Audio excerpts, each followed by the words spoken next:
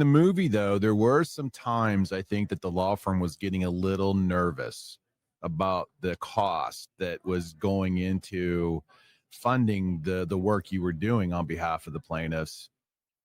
Talk a little bit, if you could, like the challenge and the the stress that caused, because in the movie I think you went to the hospital over, talk a little bit, if you could, about that, because that's important. Yeah,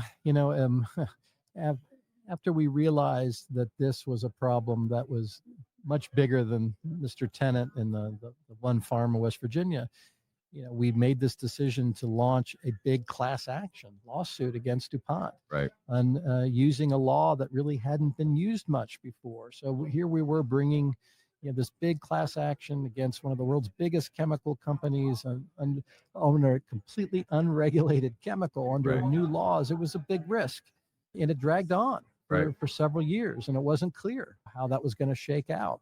And then even once we settled that case, we had set up this process to have scientists figure out what the chemical could really do to people.